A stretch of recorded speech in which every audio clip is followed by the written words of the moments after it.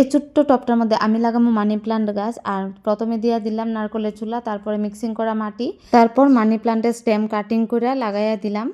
তো money plant গাছটা লাগানোর আমার একটাই উদ্দেশ্য, কারণ আমি কিছুদিন পর আমার প্রিয় একটা দিদির বাড়িতে যাবো, আর এই গাছটা লাগাইতেছি আমার খুব ছোট্ট একটা প্রিয় মানুষের জন্য।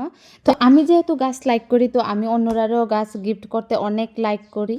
গাছটা লাগানোর কিছুদিন পর আমি গেলাম দিদির বাড়ি। তো চলো তোমার সাথে শেয়ার করি দিদির বাড়ি কই আর গিয়া কি কি করলাম। তো হ্যালো, তোমাদের সবাই ওয়েলকাম জানাই আমার এই ব্লগের মধ্যে। তো এখানে গাছটা আমি প্যাকিং করে নিয়ে নিতেছি, কারণ ফাইনালি আমি দিদির বাড়ি যাওয়ার তো সময় আইছে। তো এখানে আমি গাছটা ভালোভাবে প্যাকিং করছি, প্যাকিং করে ব্যাগের মধ্যে ঢুকাইছি, কারণ গাছটা যাতে যাতে যেন নষ্ট না হয়। তো গাছগুলি তো খুব সেন্সিটিভ থাকে, তো এই জন্য আমি ব্যাগে প্যাকিং করে নিয়ে নিলাম।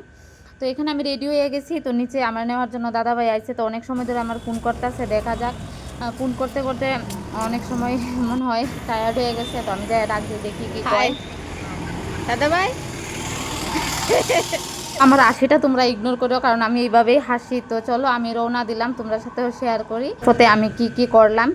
তো অনেক দিন পরে আমি দিদির বাড়ি যাইতেছি। আগে প্রতি সপ্তাহ আমি দিদির বাড়িতে যাইতাম, দিদিরে না দেখলে ভালো লাগতো না। কিন্তু এই কয়েক মাস জানে কি হয়েছে, আমি অনেক দিন ধরে দিদির বাড়িতে যাইতাছি না।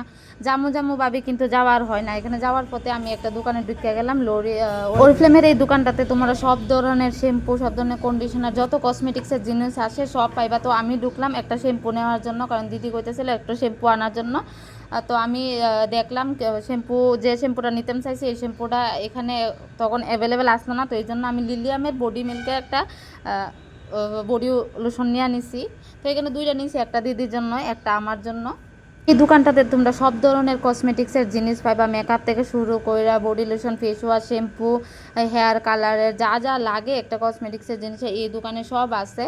সব ব্র্যান্ডের প্রোডাক্টেই আছে। তো তোমরা যদি মনে করো কোনো ব্র্যান্ডের প্রোডাক্ট নিতে, তাহলে এই দোকানটাতে আইতে পারো। তারপরে আমি আরেকটা দোকানে গেলাম, লোরিয়ালের শ্যাম্পু নিছি, কারণ দিদি এই লোরিয়ালের এই ছোট্টটা খুঁজতে ছিল। তো ওই ছোট্টটা এই দোকানে আসলো না তখন। তো এই যে আমি গাছ দেখলেই তো পাগল হয়ে যায়, যেহেতু আমি গাছ প্রেমিক, তো গাছের একটু ভিডিও না করলে হয় না। তো তারপর এখানে দাদাভাই কিছু আইসক্রিম নিতে আসছিল, তো আমি ওয়েট করতেছিলাম ততক্ষণ। তো আইসক্রিম নেওয়ার শেষে তো আমরা আবার রওনা দিলাম। তো এখানে আমি ভিডিও বানাইতে বানাইতে যাইতেছিলাম, আর দাদাভাই আমারে কইতাছিল যে ভিডিও বানাইলে হইব, ভিডিও বানাইলে তো কথাও কইতে লাগে। তো আমি দাদাভাইরে কইলাম আমি ভিডিও বানাইতে বানাইতে কথা কইতে পারি না, যখন পারমু তখন তো কমু।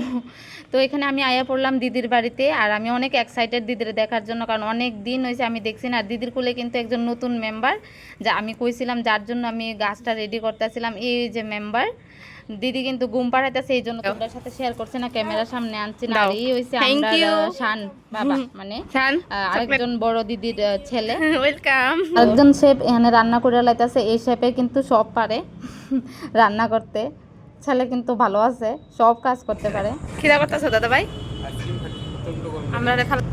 আমরা নতুন প্রচুর সোনাটা ঘুমাই রয়েছে, তো এই জন্য এই গাছের গিফটটা দেওয়ার তোমাদের সাথে শেয়ার করতে পারলাম না। তোমাদের তো হাসাহাসি চলছে কেন গো? এই তো ডিম বড়া খেয়ে। আরে ওটা ডিম বড়া না তো, এটা তো পিজা। হ্যাঁ এটাই পিজা, ডমিনোজের পিজা। ডমিনোসের পিজা মানে তৈরি করলেন না একটু আগে? হ্যাঁ হ্যাঁ হ্যাঁ। তো আমার দুপুরে খাওয়া দাওয়াটা দিদির বাড়িতেই করলাম।